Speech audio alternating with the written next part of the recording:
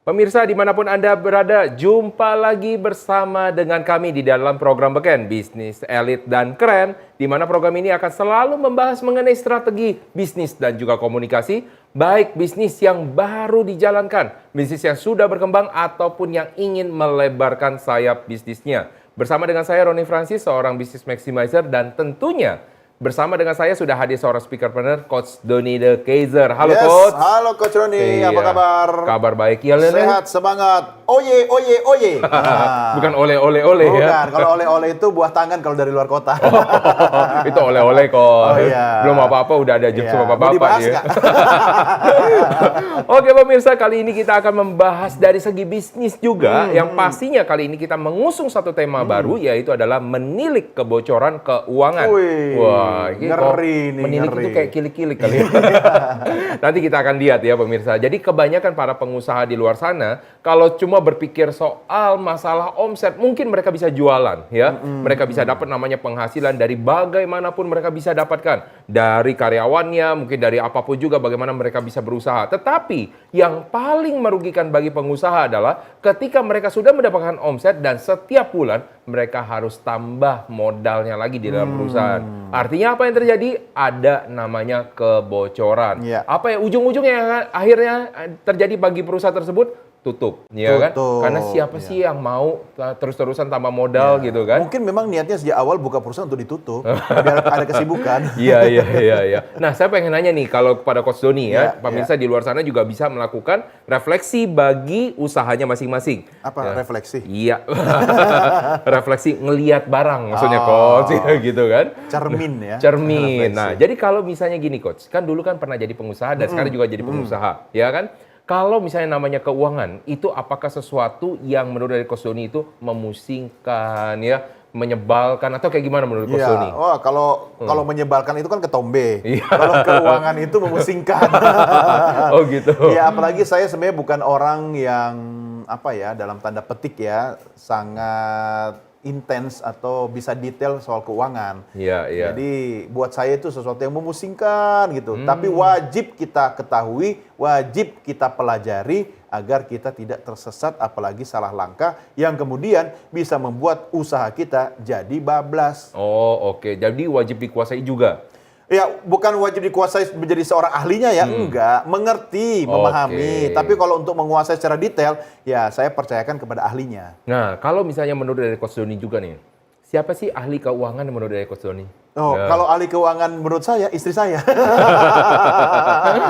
Karena waktu awal menjadi seorang entrepreneur, ya kan? Iya. Saya kan sama istri. Oh, iya, Dan iya. saya bagi tugas, ya kan? Saya urusan produksi, operasional, istri saya urusan finance. Oke. Ya kan? Urusan general affair, finance, dan sebagainya. Jadi memang hal-hal yang lebih spesifik soal arus kas ya, uang keluar, uang masuk gitu kan, itu saya percayakan kepada istri saya. Ya.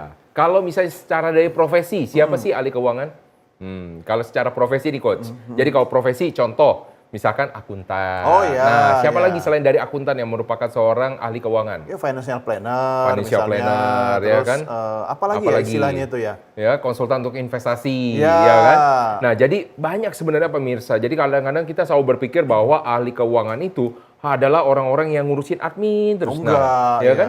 Nah, konsultan keuangan atau misalnya dibilang ahli keuangan, kalau misalnya secara kita bilang akuntansi, akuntan, mereka adalah secara administrasi, tetapi belum tentu secara dari namanya perencanaan. Maka Iya. butuh namanya seorang financial planner, butuh namanya perencanaan. Tetapi orang yang namanya merencanakan ini akan berbeda dengan orang-orang yang mengatur investasi.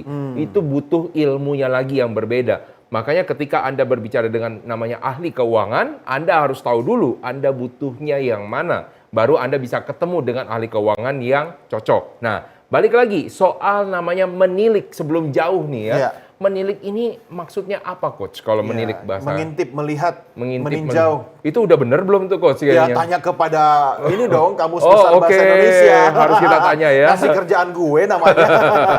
Oke, menilik ya Oke. kita lihat di sini adalah melihat dengan sungguh-sungguh. Ya. Nah, dilihat dengan sungguh-sungguh, mengamati ya lama. Nah, yang kedua mengawasi, memeriksa. Nah, ini yang harusnya dilakukan para konsultan, auditor ya. Mereka mengawasi dan mereka memeriksa. Yang ketiga, melihat. mengamati dengan mata hati. Tentunya ini bukan ya. Yang keempat, memandang, menganggap ia selalu terjadi itu sebagai pelajaran baginya. Oke, ini tidak. Yang kelima, melihat dari ya. Dan keenam adalah menjenguk. Mungkin lebih cocok yang pertama dan yang kedua gitu ya. Iya. Nah, jadi pemirsa, kalau misalnya Anda melihat ya, atau Anda memeriksa, itu disebut juga dengan namanya menilik. Tapi melihat saja, itu seperti misalnya begini, Coach. Saya punya laporan keuangan. Ada laporan laba rugi, ya, ada laporan neraca. Saya lihat aja. Udah lihat. Apakah saya sudah menilik, Coach? Belum. Kenapa, Coach? Kan Ya, saya udah karena lihat. belum detail. Iya, Ya kan? Iya, karena kalau misalnya namanya melihat itu belum tentu membaca. Iya, Cuma iya. lihat. Lihat doang. Lihat. Kalau Sama- baca kan dia Iya, sama seperti misalnya contoh begini, orang bilang, apakah anjing dengan kucing bisa berkomunikasi? bisa. Bisa. Satu guguk, Menggonggong, menggonggong, satu satu mengeong. mengeong. Iya. Tapi dua-duanya mungkin tidak Ngerti mengerti. nggak? Iya. Belum tentu. Bisa jadi mereka mengerti, tapi dalam bahasa yang kita tidak mengerti. Iya, Ya iya, kan? iya, Nah, ketika Anda melihat, belum tentu Anda mengerti. Anda membaca, belum tentu Anda memahami. Nah, menilik adalah sesuatu hal di mana Anda membaca dan Anda memahami. Jadi bukan hanya Anda cuma melihat angkanya, tapi Anda paham kenapa itu Kenapa bisa begitu, terjadi. iya. Nah, inilah kemampuan yang tadi disebut sama Coach Doni. Anda perlu memahami ya apa yang ada di dalam angka-angka tersebut. Bukan hanya angka bisa muncul, angkanya besar. Wow, berarti kita udah bisa jualan bagus. Iya, Tepuk iya, tangan, tapi di ujungnya ternyata laporan untuk laba bersihnya Rugi nol labanya. ataupun minus. Nah, ini kan berbahaya ya. Yang kedua, Coach, kita mau tahu lagi, keuangan itu apakah soal uang doang, Coach, maksudnya? Enggak. Enggak ya? Ya, finansial ya, enggak. Enggak ya? Oke. Keuangan juga menurut saya sih enggak. Ah. Tapi kita tanya aja kepada ahlinya. Oke, kita lihat lagi ya. Oke, keuangan ternyata adalah seluk-beluk uang. Seluk-beluk ya, urusan uang. Yang Dan berurusan dengan uang. Yes, dan yang kedua adalah keadaan Iya, uang. keuangan Nah, keluarganya gimana? Iya. Keadaan soal uang di keluarga. betul. Nah, ini yang sebenarnya ingin kita titik fokuskan di sini ya. Keadaan keuangan. Jadi kata orang begini ya, kalau dengan Anda melihat laporan keuangan perusahaan, Anda melihat jeroan dari perusahaan tersebut. Betul. Anda bisa tahu bagaimana perusahaan tersebut. Isi Cuman dapur. dari mana? Cuman dari laporan Laporan keuangan. keuangan. Tetapi jangan salah nih pemirsa ya. Dengan Anda cuma melihat seperti itu, berarti bisa nggak Anda melakukan manipulasi Bisa. laporan keuangan? Bisa. Bahkan ada beberapa perusahaan yang membuat 2 laporan keuangan. Oh, bukan atau 2, 3, atau 4. Tergantung kebutuhannya. Iya. Atau tergantung target investornya. Betul. Wah, ini kayaknya pelaku. Bukan pelaku, saya pernah berada dalam sebuah korporasi yang seperti itu. Iya, iya. Yang penting 6 bulan sebelum investor masuk, Iya. harus dibuat hijau dulu neracanya. Iya. Dan ternyata ada kok yang membuat sampai 5 keuangan. Wow. 5 buku 5 keuangan. buku ya. Rajin ya. Makanya orang bagian keuangannya banyak. Iya. Yang satu divisi buku 1, buku 2, buku 3. Bener. Ya, saya nggak usah sebutin lah ya. Tapi Iya. wajar nggak seperti itu ya. Tergantung Anda masing-masing melihatnya. Tetapi saya ingin melihat satu hal lagi nih di sini ya. Kondisi masalah keuangan. Jadi kalau misalnya satu hal kita bisa melihat bahwa dari laporan keuangan kita bisa melihat jeroannya, berarti artinya kita bisa melakukan manipulasi. Itu yang disebut dengan namanya window dressing. Ya. Yang dilakukan tadi yang disebut sama Coach Doni adalah window dressing. Iya. Apakah bisa dilakukan? Sangat-sangat bisa. Ya, bahkan ada salah satu film, waktu itu saya lupa ya, film apa, yang mereka bisa melakukan manipulasi laporan keuangan Wow. ya. Mendapatkan pinjaman yang luar biasa dan akhirnya mereka mengembangkan untuk usaha yang lain. Ya, apakah ini sah? Nah, saya tidak tahu. Kalau misalnya dibilang itu sah, sebenarnya tidak boleh dilakukan. Iya, iya. Tetapi itu bisa menjadi sesuatu yang sah. Jadi ketika Anda mau melihat sampai ke dalam-dalam, maka Anda butuh namanya orang auditor. Ya. Bukan hanya mereka melihat dan mereka memahami, mereka mengecek, melakukan verifikasi Iya. terhadap bagian-bagian yang ada di dalam postingan tersebut. Angka cuma angka, tetapi kalau tidak ada bukti, tidak ada data, maka angka tersebut adalah angka manipulasi. Itulah terjadi Iya. namanya fraud. Karena angka bisa bicara ya sesungguhnya ya. Betul. Nah, jadi satu hal lagi nih, kalau misalnya kita bercerita soal namanya kebocoran keuangan. Kebocoran ini bisa terjadi karena apa sih? Pertama, mismanagement. Betul dong? Karena mismanagement dari siapa? Misalkan, oh ternyata yang biasa disalahin gini Coach, CEO. Iya. Kenapa? CEO banyak pakai kata uangnya. Iya, Buat iya. pakai buat apa? istrinya belanja. Betul. Iya kan? Pakai buat apa lagi? Belanja untuk kebutuhan pribadi tapi Iya. dari uang kantor. Iya kan? Reimburse lagi. Reimburse pula, ya kan? Laundry-nya pribadi tapi yang bayar kantor. Iya, entertain padahal buat Jemput keluarga. anak sekolah pakai mobil dinas. Itu dia. Ya. Jadi kebongkar, maaf ya. Nah, yang kedua Itu pernah saya lakukan. Tapi di perusahaan saya sendiri. ya, Akhirnya ditegur sama direktur keuangan. Oh, iya. Siapa? Istri saya sendiri. jadi kesepakatan bersama tuh ya. Iya, Fraud akhirnya bersama juga. belajar. Ya, nggak boleh, Iya, nggak iya, boleh, iya. ya. Yang kedua dilakukan apa? Bisa terjadi mismanagement karena fraud. Ya, karena kenapa bisa tidak terjadi namanya fraud? Ya, karena tidak ada namanya pengawasan. Nah, ini adalah pembelajaran berharga banget. Kenapa? Karena bagi orang yang merencanakan tidak boleh sama dengan orang yang mengeluarkan Menjalankan, uang. Karena kalau misalnya Anda merencanakan dan Anda mengeluarkan uang, maka uang tersebut bisa keluar tanpa direncanakan. Memang itu rencananya. Iya. Jadi berhati-hatilah ya. Jadi Iya. pembagian hal tersebut Anda harus bisa tahu juga ya. Jadi ada di beberapa perusahaan, ini perusahaan besar coach. Ya, saya pernah ketemu juga. Ternyata ya bagian untuk eksekusi dikasih wewenang untuk mengeluarkan uang juga. Oh, waduh, itu bahaya itu. Iya, Akhirnya akhirnya dia yang bikin aturan, dia yang mengeksekusi, dia yang ngawasin juga. Iya, akhirnya dia bawa siapa? Bawa teman-teman masuk ke situ. Oh. Dia traktir teman-teman juga. Iya, iya, iya. Jadi atas dasar apa? Uang perusahaan. Jadi pas waktu lagi ada temannya mau tenang, gua aja. Iya. On me. Wow. Iya, iya, Oh, iya. temen happy. Saya Iya. punya teman yang kayak gini sih seneng Iya, banget. seneng saya. Giliran dia dipecat, kita kabur. Nah, ini justru makanya harus hati-hati. Ini karena terjadi namanya fraud. Yang ketiga, ya, ada mismanagement karena apa? Karena Anda salah strategi keuangan. Strategi keuangan kenapa? Anda terlalu optimis. Maka kalau di dalam namanya perusahaan strategi bisnis ada namanya best case, ada namanya yang biasa case-nya biasa, ada namanya worst case, ya. Jangan Anda mengambil seluruh keputusan berdasarkan dari best case-nya. Ya. Karena artinya Anda terlalu ekspansif dan Anda meminimize, tidak memikirkan soal resiko-resikonya. Apa yang terjadi? Ya, Anda bisa tahu sendiri. Ujung-ujungnya apa yang terjadi? Banyak hal, misalkan contoh, dia karena berpikir bahwa usaha dia lagi berkembang. Contoh coach, ya. Ya. Pernah bisnis makanan? Pernah. Pernah ya? Iya. Yang namanya bisnis 1, 2, 3 bulan pertama lah ya. Pasti naik. Betul. Omsetnya naik. Naik. Nah, pasti naik. Ketika naik, langsung apa yang dipikir biasanya bagi pebisnis pemula? Tambah lagi, betul Iya, nggak? iya. Tambah chef. Betul. Tambah karyawan. Tambah omset, tambah untuk yang bahan baku lagi. Iya. Ternyata bulan keempat, bulan kelima, bulan keenam, Turun. euforianya sudah tidak ada. Iya, padahal fix cost-nya udah jalan. Fiskos sudah mulai jalan, ya kan? Fiskos sudah mulai jalan dan ternyata orang datang pas waktu lagi ke sana untuk versi coba-coba. Coba-coba. Jangan salah, Iya. di dalam namanya untuk makanan, ya ada disebut dengan namanya fase honeymoon. Fase honeymoon ini bisa sekitar sampai 6 bulan, Iya. ya 3 sampai dengan 6 bulan. Dan di dalam tahap ini, Anda sebagai pebisnis pemula kebanyakan melakukan sesuatu kesalahan yang paling Iya. fatal. Yaitu terlalu optimis. Betul. Sehingga akhirnya yang menjatuhkan di ujung-ujungnya sudah terlanjur investasi. Betul. Investasi peralatan, investasi orang, akhirnya fixed cost besar, Ya. dan akhirnya Anda harus tutup. Nah, Saya inilah- belajar dari situ, Coach. Artinya dalam bisnis makanan pun harus ada R&D, ya, research and development. Jadi dia secara berkala harus melakukan upaya penelitian dan juga membangun menu-menu Iya, baru. iya. Kenapa? Kan orang ada masa bulan madunya. Betul. Ya, lidah itu kan 3 sampai 6 bulan. Iya, Habis iya. itu bisa bosen cari Iya, yang lain. Nah, betul. nggak apa-apa selama ada menu yang baru, menimbulkan pasar baru, ya periodik kan. Iya, Nah, iya. tapi yang utama tetap jalan. Iya, iya, Ya, iya. kalau itu bisa kita maintain, makanya investasinya sebenarnya di bidang R&D. Iya, iya. Selain investasi di bidang R&D, Anda harus juga investasi waktu karena Waktu, kita masih betul. banyak hal lagi nih yang mau kita bahas di dalam bidang keuangan. Nah, Ya. baru mau ngajak minum kopi. Iya. Karena untuk menikmati kopi pun kita harus banyak mencoba kopi. Iya, makanya Anda jangan kemana-mana pemirsa, masih tetap bersama dengan kami, tetap di dalam program Beken, Bisnis Elit dan Keren.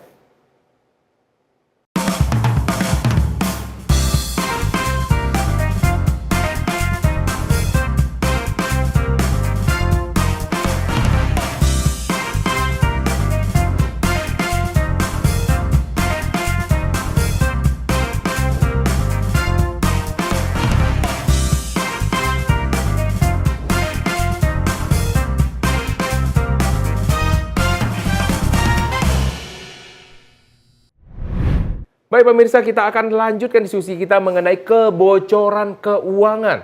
Tetapi sebelum itu dan kita membahas lebih dalam lagi, kita akan sama-sama menyaksikan pendapat dan pertanyaan masyarakat. Berikut ini.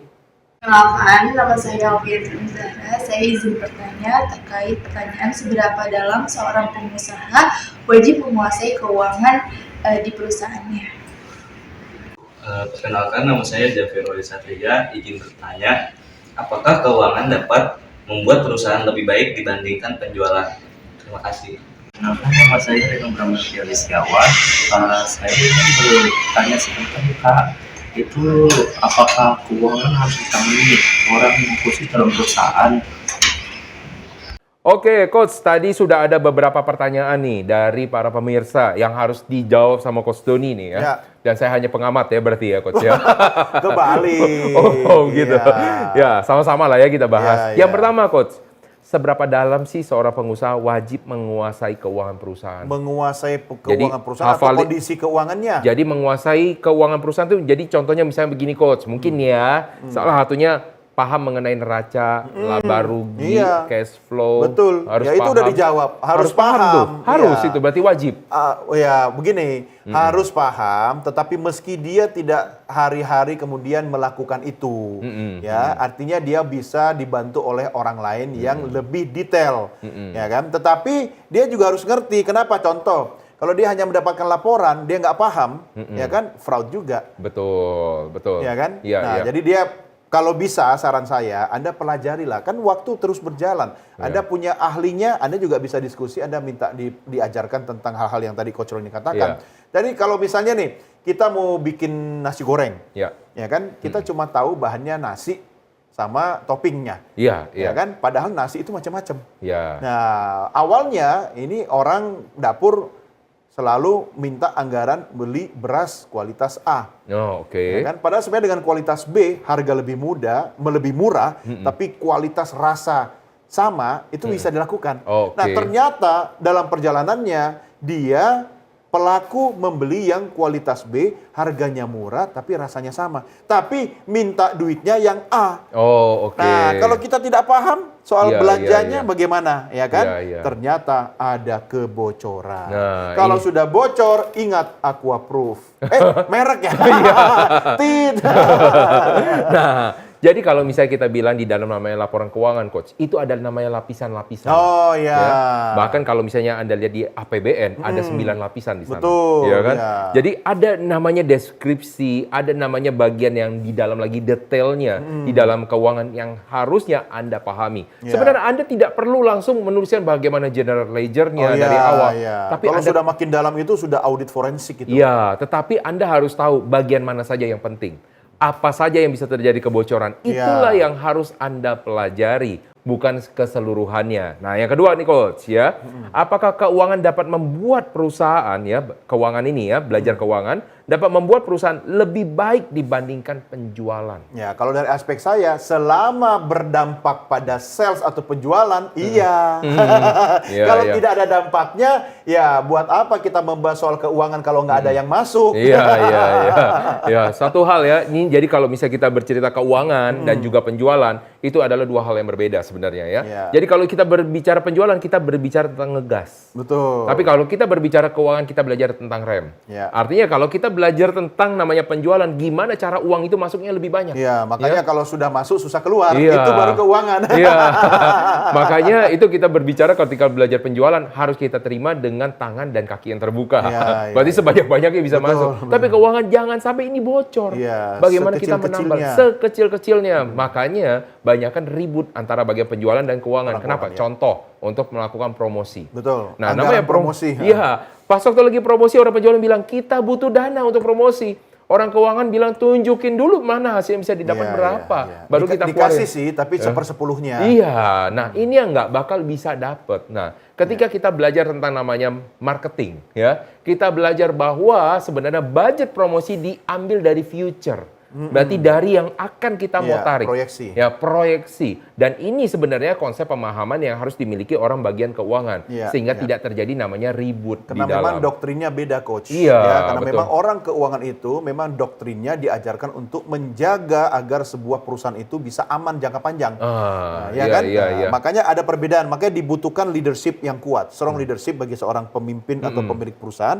agar bisa menjebatani orang keuangan dengan orang sales atau orang penjualan. Oke. Nah, makanya diperlukan kemampuan komunikasi penjualan yang baik Wah. dan kemampuan komunikasi keuangan yang baik. Nah, kayak gimana strateginya itu, Coach? Nah, memang sengaja saya arahkan ke situ.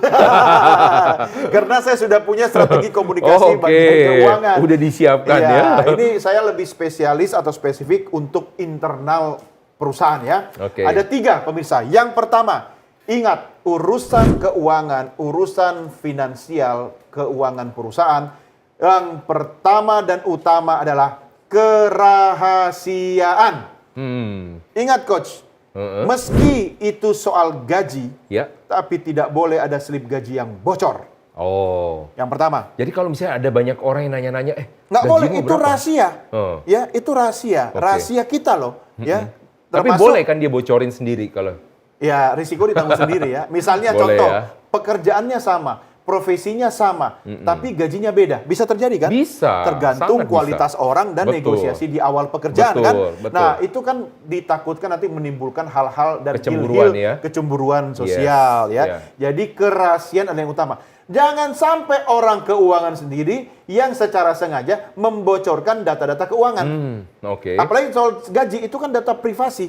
Oke. Ya kan? Nah, jadi ingat baik-baik pemirsa, Anda pelaku usaha, kalaupun usaha Anda masih kecil, Anda tangani sendiri sebagai CEO, Chief Everything Officer, tapi Anda harus punya laci khusus. Anda kunci.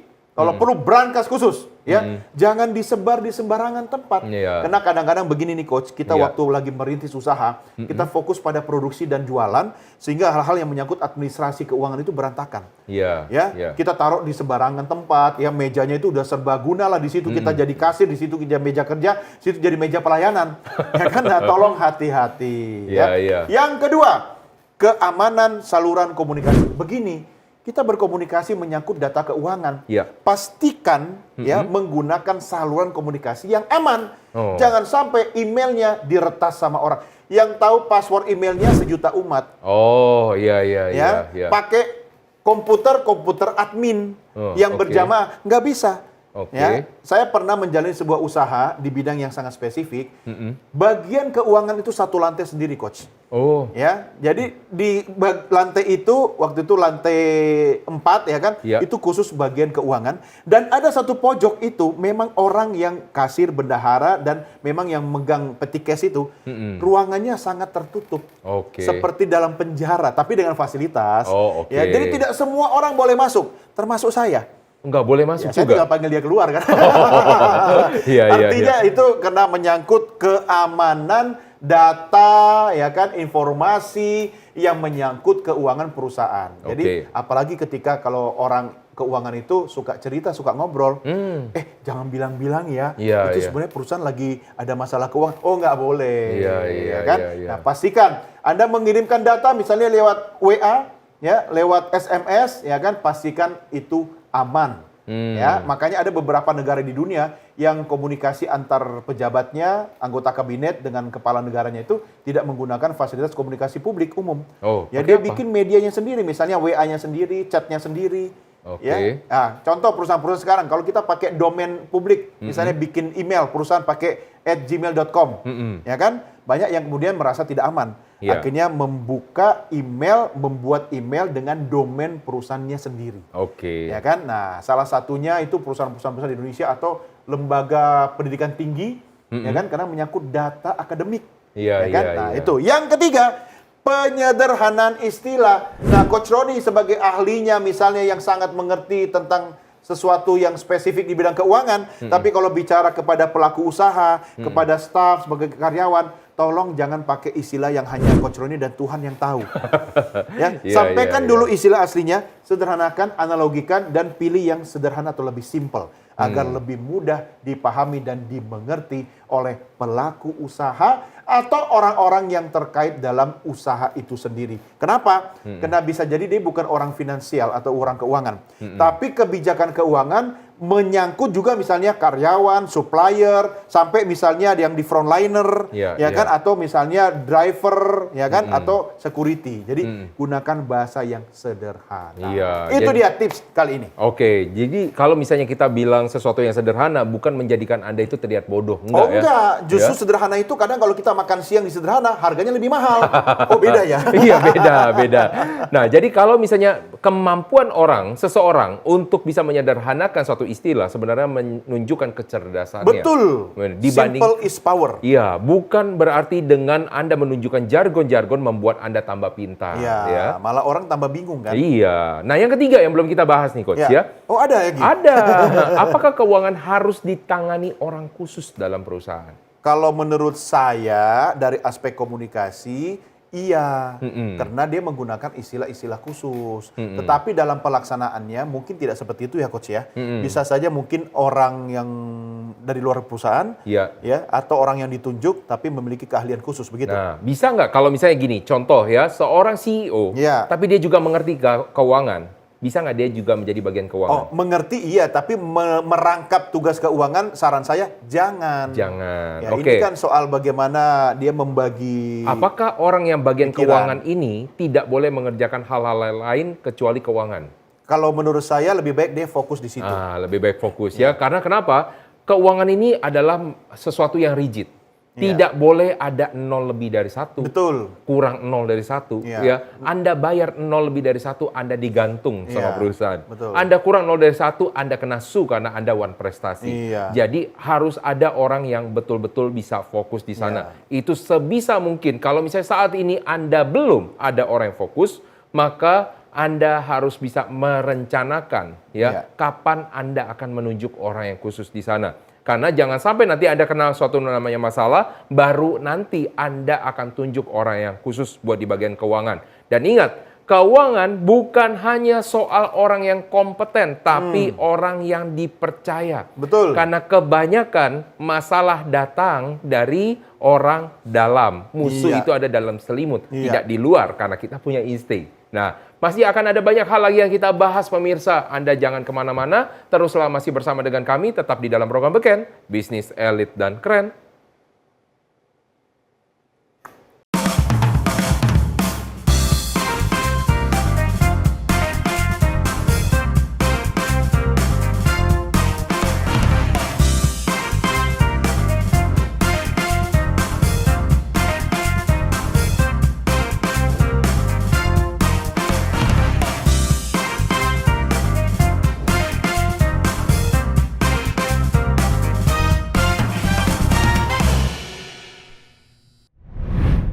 Oke pemirsa, sesuai dengan janji kita ya bahwa kita masih akan terus membahas mengenai menilik kebocoran keuangan dari suatu perusahaan ataupun usaha-usaha yang ada ya. Jadi kalau misalnya Anda belum bilang, oh saya belum bentuk PT, nggak apa-apa ya.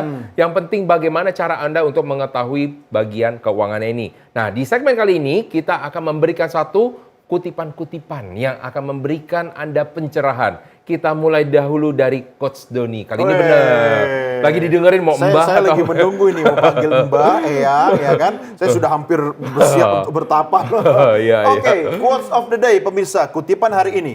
Bila bisnis ditentukan oleh kualitas komunikasi, maka kualitas komunikasi keuangan adalah kuncinya. Wah, maksudnya Coach? Ya, kalau kita mau bicara tentang bisnis itu berkualitas atau tidak, bagaimana sebuah perusahaan itu mampu mengkomunikasikan baik internal ataupun eksternal hal-hal yang menyangkut keuangan perusahaannya. Satu, kalau urusan dapur, rahasia keuangan harus dijaga. Oh, Bukan oke. berarti komunikasi itu harus bebas terbuka. Ya kan? Yang kedua, ketika itu komunikasi kepada misalnya investor, ya kan, penyandang dana, mitra kerjasama, Anda harus mampu membuat laporan keuangan yang baik dan menarik. Yang ketiga, ketika itu terkait dengan misalnya publik, market, ya, klien, pasar atau pembeli Anda misalnya, Anda harus mengkomunikasikan manfaat yang baik kepada mereka. Sehingga semua berujung pada kualitas komunikasinya. Yang mahal apanya sih? Bukan cuma salesnya yang menghasilkan cuan, tapi kualitas komunikasinya yang mahal membuat produk Anda bisa semakin mahal. Wow. Itu dia. Oke, dari saya nih ya, sebelum kelupaan juga, segala kesulitan pembelajaran keuangan akan pudar. Wih. Seiring dengan kesadaran pentingnya keuangan bagi kemajuan perusahaan. Jadi kalau misalnya Anda berpikir bahwa belajar tentang uang itu susah nggak sih? Ya pastinya Ya. tergantung. Kan ada sekolahnya khusus, Ada. jadi nggak gampang. Iya, Bilang iya. susah juga enggak, kecuali kalau mau ahlinya belajar Iya, ya. jadi- Tapi jangan menggampangkan. Betul. Jadi kalau misalnya bagi beberapa orang ada yang suka banget, Coach. Jadi kalau ada yang suka angka-angka, mungkin itu memang Ya, ya. talentnya, Ya, bakatnya, saya suka kesukaannya. angka-angka. Kalau tapi- ada di rekening saya. Nah, itu dia. Itu beda. Semua orang suka. Nah, ada beberapa orang yang memang kayaknya detail. Nah, dia Iya. kalau orang yang suka ngulik, suka tentang angka-angka ini, bolehlah dia belajar tentang keuangan Iya. jauh lebih mendalam. Tetapi kalau misalnya Anda, misalnya kayak contoh kayak saya bukan orang yang suka tentang angka. Saya juga tidak suka tentang hal-hal yang detail. Tapi saya harus belajar tentang Iya. keuangan. Kenapa? Dipaksa oleh Dipaksa. profesi. Iya, karena supaya apa? Menilai risiko Iya, yang iya. ada. Jadi ketika kita tahu tentang namanya risiko, kita lihatnya dari mana? Dari keuangan. Karena kalau dari keuangan kita lihat tahu jeroan dari dalamnya. Iya, Dan bagaimana cara kita melakukan investigasi, audit terhadap keuangan tersebut. Nah, seiring dengan namanya kesadaran tentang misalnya perusahaan, tentang namanya usaha, Anda harus sadar juga bagaimana kalau misalnya Anda mau ekspansi, bagaimana Anda bagus di mata bank, bagaimana Anda bagus di mata lembaga keuangan. Tentunya harus Anda tahu bagaimana cara memanagenya. Ya. Anda nggak bisa bilang, wah saya bagus, saya akan bisa ekspansi, saya bisa seperti ini. Tapi di mata orang lain yang tidak kenal bisnis Anda harus bisa menunjukkannya. Dan itu adanya cuman ada di laporan keuangan. Nah, Sekarang banyak loh bank-bank atau lembaga Bank-bank? bank-bank Oh, iya. atau lembaga pembiayaan itu yang kemudian melakukan edukasi kepada pelaku usaha termasuk UMKM agar mereka lebih siap dan bankable. iya. Diajarkan bagaimana membuat laporan keuangan, menyusun neraca dan seterusnya, sehingga mereka ketika akan mengajukan misalnya dukungan perbankan, Iya. ya mereka sudah rapi, sudah bagus, sudah siap dan didampingi. Oke. Ya, nah, ada beberapa di antaranya Bank Himbara ya, bank negara ya, itu bank pemerintah yang melakukan usaha pendampingan itu sampai pelaku UMKM ini kemudian naik kelas. Oh, Ya, oke. banyak itu. Nah, kita Iya. support itu ya. Terima kasih kepada pemerintah khususnya bank-bank negara Himbara yang melakukan upaya itu ya. Oh, oke. Dan juga misalnya kan ada seperti ini juga.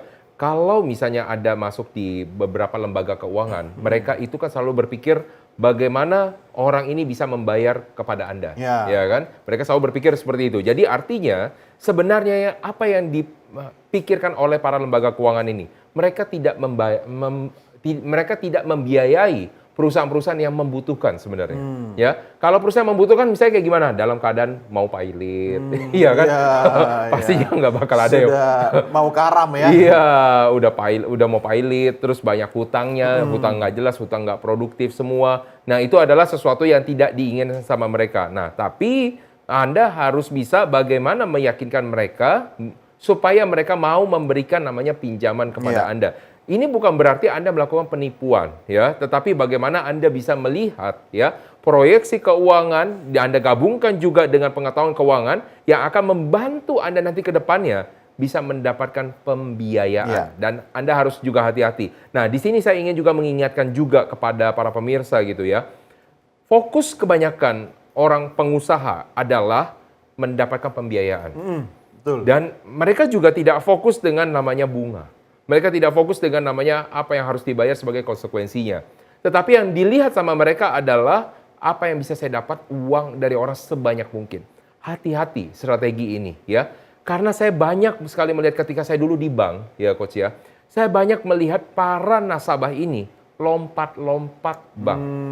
Oh, demi mendapatkan pembiayaan, pemodalan. Iya, pemodalan misalkan contoh, dia mendapatkan di salah satu bank 1 miliar, Oh. akhirnya dia mau pindah lagi 2 miliar, pindah lagi 4 miliar, dan selalu berlipat. Iya, itu kan berarti keunggulan dari marketing banknya dong. Iya. Yang bisa menawarkan kepada calon nasabah. Iya, tapi hati-hati juga Ya, gitu kan. hati-hati buat si pelaku usahanya Buat ya. si pelaku usaha. Karena kenapa?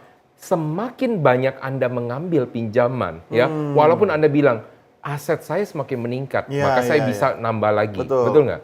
Tetapi artinya apakah keuangan Anda semakin sehat? Oh, Ya, iya. kalau namanya semakin sehat, coba Anda pikirkan secara rasional. Nggak perlu Dengan- pinjaman dong ya? Iya, tanpa ada ekspansi, tanpa ada produk baru, Iya, iya, tanpa iya. ada cabang baru, seharusnya Anda bisa mengembalikan pinjaman, Betul. bukan menambah pinjaman. Iya, iya. Jadi konsep berpikir ini adalah konsep berpikir yang kebanyakan orang keliru. Iya. Ya, bukan berarti oh saya lebih bagus dong. Saya setiap tahun saya nambah. Anda jangan bangga. Iya. Artinya bisnis Anda tidak sehat, Iya. ya kan? Ini bagian ini pasti Anda teman-teman orang bank tidak suka statementnya Coach Roni ya. Iya, kan kita iya, iya. mengedukasi pelaku usaha khususnya UMKM nih, Iya, ya iya, kan, iya. ya biar dia mandiri gitu kan. Iya, iya. Dan yang berikutnya, kalau misalnya Anda mau meminjam dari suatu bank, ya, bukan berarti Anda berpikir seperti ini. Kalau saya mendapatkan pinjaman 100% adalah sesuatu hal yang bagus. Pinjaman 100% maksudnya seperti ini. Kalau ada jaminan aset nilainya 1M, rumah Anda Iya, 1M, dia dapat Anda 1M. Dia dapat 1M. Bukan berarti Anda hebat, bukan berarti Anda pintar. Anda kena masalahnya sendiri. Artinya apa? Ya, artinya suatu saat ada masalah itu Anda bukan hanya membayar bunga, ya. Nah, karena bank pasti tidak akan mau rugi, ya. Setelah Anda 1 miliar 100% Anda diikat bukan hanya dari aset. Iya. Anda diikat kewajiban pribadi, ya kan? Kewajiban pribadi artinya apa? Aset. Aset Anda yang lain, ya. Iya. Jadi Anda harus berhati-hati Anda mendapatkan namanya pinjaman. Dan jangan Anda bergembira mendapat pinjaman besar. Karena pinjaman besar artinya Anda punya tanggung jawab yang Kewajiban besar. besar, ya. Ya. Jadi, dan ini saya juga tidak mengajarkan bahwa Anda tidak melakukan pinjaman sama sekali. Karena pinjaman kalau bagi seorang pebisnis itu adalah leverage. Oke. Ya. Kalau Anda yang pernah Berapa belajar... persen sih sebenarnya angka yang paling wajar kalau Paling kita mau wajar. ambil pinjaman? Kalau kita berbicara wajar itu sekitar kita harus punya modal 30% aja, 70% dari uang orang. Ya, itu secara dari bisnis normal. Iya, iya. Tapi kalau bank lebih parah lagi, ya kan? Karena bank bisa melakukan dengan cara apa? 5% modalnya dia, 95% dana Dari- himpunan. iya. Ya, artinya apa? Semuanya dari dana orang lain. Iya, Nah, iya, iya. tetapi kalau misalnya Anda mau aman, ya. Nah, ini pemirsa Anda belajar juga untuk bagi UMKM, baik itu juga perusahaan besar, Anda harus punya namanya modal, dan yang kedua, setiap tahun Anda harus punya namanya laba ditahan. Iya. Nah, artinya kalau Anda punya namanya laba ditahan, perusahaan Anda berkembang. Bukan artinya pembiayaan tertahan. Kalau pembiayaan tertahan artinya Anda punya banyak sekali usaha, dan perhatikan rasio keuangannya. Semakin tinggi rasio keuangannya untuk pembiayaan, berarti semakin tinggi resikonya. Dengan semakin tinggi resiko, Anda bisa nggak Anda jamin pemasukan selalu sama? Ingat, yang namanya pengeluaran bisa fix, tapi yang namanya pemasukan tidak pernah fix. Iya. Ya, contoh nih, Coach ya. Nah, kalau Coach Doni kan misalnya di bidang usahanya komunikasi, ya kan? Apakah pemasukan akan selalu sama setiap bulan? Apakah setiap tahun akan selalu sama? Yang namanya pemasukan itu yang bisa menentukan hanya Tuhan. Yang proyeksi ada, Iya, iya, ya, iya. tetapi kan target proyeksi atau pemasukan itu kan belum tentu selalu tercapai. Iya, betul, Ya kan? Dan betul. apalagi bisnis bisa tentu kan ada musimnya. Betul. Ya kan, kayak di bidang saya itu ada musim-musim di mana memang paceklik. Iya, Istilahnya sepi, kenapa? Karena menyangkut dengan anggaran APBN, ya Iya. kan? Atau memang musimnya di mana ya kayak bulan-bulan ini sampai menjelang akhir tahun itu mulai naik gitu kan. Iya, iya, Jadi kan iya. ada musim-musim di mana kosong. Iya. Nah, artinya perusahaan harus menabung kan untuk mengisi biaya yang sudah pasti keluar. Ya kan? Nah, jadi kalau cost itu pasti, kalau income ya tidak pasti. Tidak ya. pasti. Dan saya mengingatkan juga kepada perusahaan ya, tidak ada namanya ceritanya setiap bulan itu naik sebenarnya ya, di dalam namanya siklus keuangan ya. Anda boleh saja menetapkan namanya target, tetapi yang paling kasihan adalah karyawan Anda. Be rasional. Nah, Ya. itu adalah pesan saya kepada para perusahaan, supaya nanti di perusahaan ini mereka bisa menentukan namanya keuangan juga dengan baik, mereka juga bisa melihat bagaimana cara mereka memanage juga dengan baik, mereka juga bisa tahu bagaimana orang bisa melakukan fraud di dalam usahanya, karena bukan hanya perusahaan kecil yang dapat terjadi fraud, perusahaan besar juga dapat terjadi namanya fraud, walaupun dalam bentuk yang berbeda. Ingat, kerugian sebesar Rp1 tetap merupakan suatu kerugian di dalam keuangan. Dan keuntungan Rp1 juga merupakan suatu keuntungan bagi perusahaan. Ya, bukan hanya kecil dan besar. Nah, itulah pemirsa, nanti kita masih akan banyak sekali kita akan memberikan di segmen terakhir suatu tips dan trik yang pastinya bisa dimanfaatkan oleh para pemirsa semua. Jangan kemana-mana, tetaplah masih bersama dengan kami, tetap di dalam program Beken, Bisnis Elit dan Keren.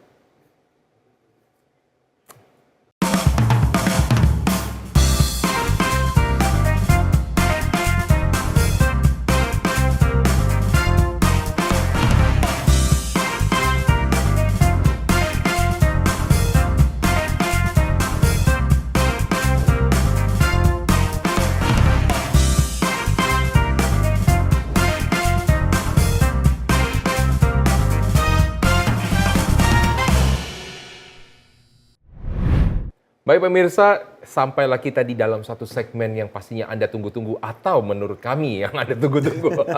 Karena di dalam segmen ini adalah segmen bagaimana tips dan trik bagaimana Anda bisa melihat keuangan dari perusahaan Anda dan supaya tidak terjadi namanya konflik di dalam perusahaan. Nah, kita akan mulai terlebih dahulu bagaimana strategi komunikasi atau tips-tips keuangan, strategi komunikasi keuangan di dalam perusahaan secara internal by Coach Doni. Oke, jadi ini spesial buat Anda pelaku usaha agar komunikasi internal perusahaan itu tidak menimbulkan bias, tidak menimbulkan multitafsir, tidak menimbulkan salah persepsi atau salah pemahaman. Khusus bagi Anda, saya punya 3 tips. Yang pertama, lagi-lagi kalau bicara soal keuangan ya, ingat pemirsa, jaga kerahasiaan. Karena begini Coach, ada orang yang suka ngomong gini, ini rahasia ya, jangan bilang siapa-siapa ya. Nah, tapi ngomong. Tapi bersambung berantai ya. Besok ngomong lagi ke 3 orang, ini rahasia, jangan bilang siapa-siapa ya. Akhirnya seluruh RT RW di tempat perusahaan itu berada tahu semua, ya. bahwa perusahaan itu sedang mengalami masalah keuangan. Kenapa urusan ini tidak boleh terbuka? Karena ketika manajemen sedang melakukan usaha ekspansi misalnya, kan ada sebuah masa atau proses yang belum terlihat hasilnya. Mungkin sekarang kelihatan berdarah-darah, tapi nanti ya dalam 2-3 bulan sudah mulai tampak hasilnya. Nah, ketika informasi itu terlalu dibuka kepada seluruh anggota perusahaan, karyawan, akhirnya bisa menimbulkan prasangka, menimbulkan ketakutan. Orang jadi nggak fokus kerja. Betul. Orang jadi panik. Nah, ketika suasana itu terjadi, maka saya yakin bisa memengaruhi kinerja sebuah perusahaan. Jadi ingat, jaga kerahasiaan. Seperti seorang penerjemah. Kan ada penerjemah tersumpah. Betul. Dia tidak boleh salah menerjemahkan atau mengartikan kata per kata dalam sebuah bahasa. Ya kan? Orang keuangan juga dia harus menjunjung tinggi profesinya di bidang keuangan. Salah satunya adalah menjaga kerahasiaan. Itu yang pertama. Yang kedua pemirsa, gunakan visual aid, bantuan alat bantu dalam bentuk gambar, statistik, chart, ya atau misalnya video, ya kan? Ini khususnya bagi Anda ketika memberikan penjelasan kepada internal perusahaan bagi orang-orang di luar bidang keuangan. Karena mungkin sulit bagi orang-orang di luar bidang keuangan untuk memahami istilah-istilah tertentu yang hanya dipahami oleh orang keuangan. Jadi buktikan atau berikan dukungan visual. Ya, contoh-contoh misalnya ada sebuah kebijakan atau ada misalnya sebuah peraturan yang menyangkut kepada konsekuensinya kepada gaji karyawan gitu kan. Nah, Anda berikan ilustrasi yang mendukung agar mudah dipahami. Kenapa? Kalau salah persepsi akan menimbulkan kepanikan ya. Yang ketiga pemirsa, studi kasus. Nah, lagi-lagi saya selalu bicara kalau menyangkut hal keuangan, gunakan pembanding.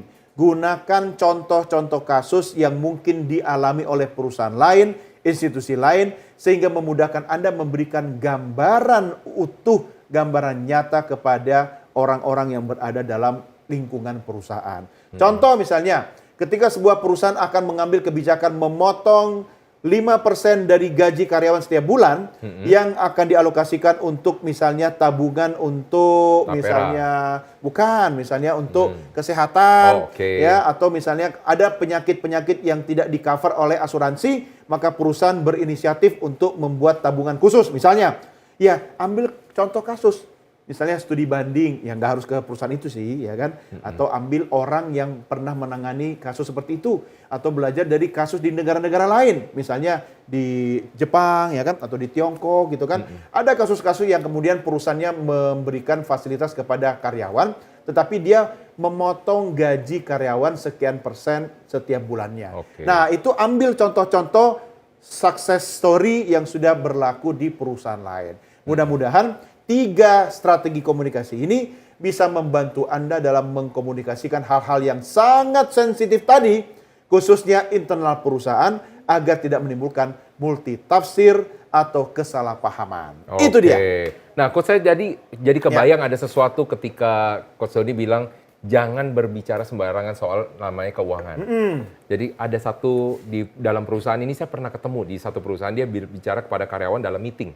Meetingnya adalah Meeting apa nih? Board meeting atau bukan meeting Town bersama dengan hall karyawan, meeting? biasanya Oh. meeting, bukan meeting nasional lah ya. Jadi Ya. ini perusahaannya lumayan sedang, tapi bukannya besar. Oh, Jadi sering meeting bersama ngumpul seluruh setiap karyawan tahun ya. gitu. Iya, awal tahun. Oke. Sorry, di akhir tahun. akhir tahun? Gathering Dan- akhir tahun lah ya. Yes, dia bilang apa? Perusahaan kita sedang rugi. Oh iya. Kira-kira apa yang Rugi dalam- bener nanti. Bener, memang Iya. dia berbicara kan dia Oh, akhir memang tahun. rugi? Iya, memang Oh, rugi. oke. Kira-kira apa yang terjadi dalam benak dari para karyawan menurut Coach Doni? Kalau yang saya bayangkan pertama adalah demotivasi. Demotivasi, Iya, betul. Itu yang langsung terbayang di benak Iya. saya. Yang pertama, kalau bagi para salesnya, mereka pertama yang berpikir apa? Pertama, tidak ada namanya kenaikan gaji. Betul. Ya kan, namanya cost sales, mau berharap naik gaji, nyampe target Lagi aja enggak, rugi. lagi rugi. Kedua, bonus tidak ada. Betul. Ya, kemungkinan ada pengurangan, ya kan? Padahal sales garda depan ya. Padahal sales adanya berada di depan. Nah, pertanyaan berikutnya adalah kepada Coach Doni nih ya, karena tadi berbicara soal rahasia. Berarti kalau rugi, sebaiknya kita tutupi atau seperti apa? Ya, ditutupi kepada seluruh karyawan, tapi tidak ditutupi kepada pihak-pihak tertentu.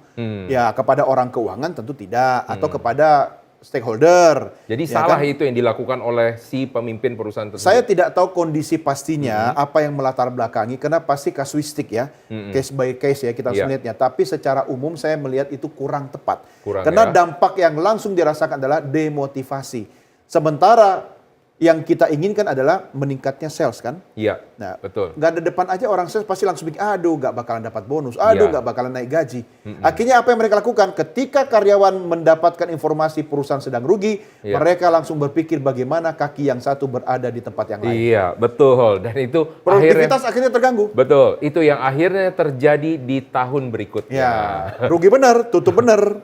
Pindah ke banyakan, hampir dibilang bedol desa ke tempat Ya, lain. makanya ada beberapa perusahaan yang ketika dia memang mau menyampaikan informasi itu sangat hati-hati. Iya, itu dia. Makanya disinilah diperlukan strategi komunikasi yang baik Betul. sehingga tidak kemudian membuat karyawan jadi terdemotivasi. Ya mungkin kondisi kenyataan saat itu adalah perusahaan sedang merugi. Tetapi kan kita bisa lihat dari perspektif yang berbeda. Betul. Bagaimana memberikan motivasi pada tim atau karyawan untuk men-challenge mereka untuk lebih produktif lagi. Betul. Ya kan? Nah, di sini visinya yang harus dipaparkan. Ya kan? Proyeksinya yang harus disampaikan. Bagaimana seorang pemimpin perusahaan, seorang business leader itu mampu menyampaikan proyeksinya yang ke depan itu dengan bahasa yang mudah dimengerti oleh pasukannya. Ah, itu dia. Nah, sekarang saya juga Ya. punya tips-tips kali ini ya. Kalau saya suka 3, Coach Roni suka 4.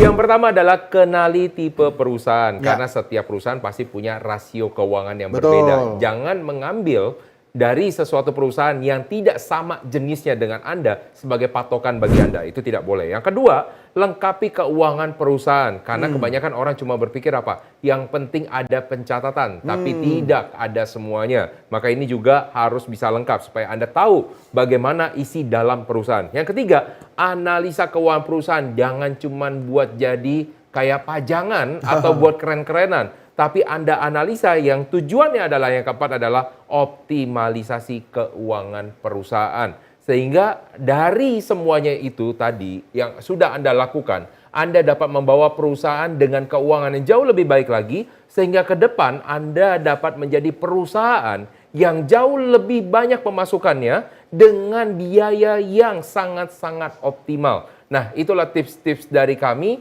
yang dapat Anda gunakan dan semoga bisa bermanfaat bagi Anda semua. Ya, tentunya jangan berkecil hati walaupun ini sudah selesai tips-tipsnya, masih akan ada banyak tips-tips berikutnya. Tips-tips, waduh, Iya. sampai keseleo ngomongnya ya. Di episode-episode Di yang berikutnya. episode berikutnya. Maka terus saksikan program Beken ini, di mana program Beken ini akan selalu membahas tentang strategi bisnis dan juga komunikasi bagi bisnis yang baru dijalankan, yang sudah berkembang ataupun yang ingin melebarkan sayap bisnisnya. Dan terima kasih juga kepada Coach Doni. Coach, Terima kasih Coach Roni. thank you sudah datang, sudah hadir. Cuan. Tips yang bagus banget ya untuk bagian keuangan. Oke lah, itulah pemirsa ya. Saya Roni Francis atas nama seluruh kru yang bertugas mengucapkan terima kasih atas perhatiannya. Sampai jumpa pada episode berikutnya.